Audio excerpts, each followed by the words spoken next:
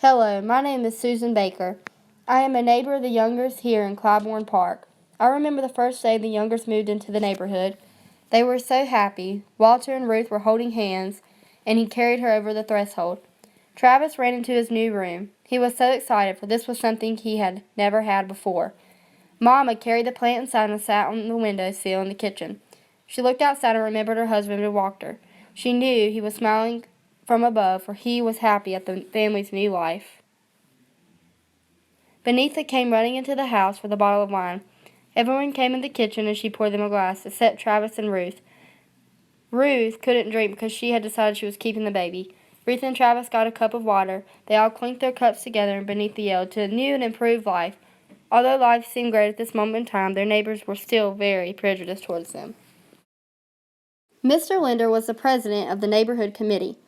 He, like many others on the board, didn't like the Youngers family's decision to move into Claiborne Park, especially since they did not accept their monetary offer.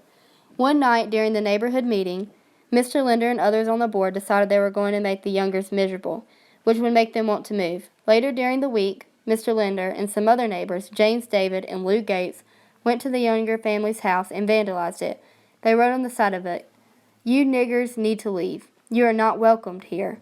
The family was shocked and angered, especially Walter. He told the family he was going to Mr. Linder's house and was going to knock that cracker right in his face. Mama and Ruth begged him not to go. "For the sake of the family," they exclaimed. Later that day, Mama went into town and bought some white paint.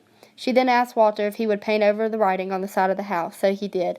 Later that night, Mama told the family they were strong and their prejudiced neighbors couldn't drive them away. Mr. Linder knew they were going to have to do more in order to get the Younger family to leave. He saw Mama working in her garden one day, and then he thought of the perfect plan. He, along with some other neighbors, destroyed Mama's garden on a Sunday afternoon, while the Younger family was at church. When they returned home, Mama was devastated. "Walter had enough," he said. "That's it, I'm going over there." Mama fell to her knees and began to pray. She said, "Please help these people realize that we are good people and just want to live in peace. Also, please help my son realize that violence is not going to solve our problems." When Walter showed up at the Linder's house, he changed his mind. Instead of beating Mr. Linder up, he said to him, "Nothing y'all do to me and my family will make us move. Please stop this mess." Soon the neighborhood had a change of heart because of my husband, Tom Baker. Tom Baker became part of the board soon after he saw the mistreatment being done to the Younger family. He was the kind of person who had a way with words, which could make you believe almost anything. He told the members of the board to give the Youngers a chance because they might not be too different from them after all. Of course, there were people like Mr. Linder who opposed this plan, but many agreed with Mr. Baker, and they decided to give the Youngers a chance. I went over to the Youngers and sat with Ruth and Mama. They offered me coffee and were the nicest people. We talked about our children, since they are around the same age. From our talk, it sounded like my son John and Travis could be great friends.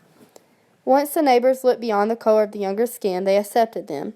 Of course, Mr. Linder and some others couldn't look past their prejudiced views, so they moved out of the neighborhood. Travis plays with all the other kids in the neighborhood. I am happy to say Ruth and I became great friends. We sit and drink coffee together every afternoon. She recently had her baby girl and named her Adia, which means a gift from God. Walter talks to the other guys and goes fishing with them on Sunday afternoons. Benita became a doctor and recently married a saw guy. They live in a house down the street in Claiborne Park. Mama has a great big garden and always has a great big smile on her face because she is thankful to God. Although the Younger family experienced hardships, it brought them together. They know with the strength of family, they can handle anything life throws their way.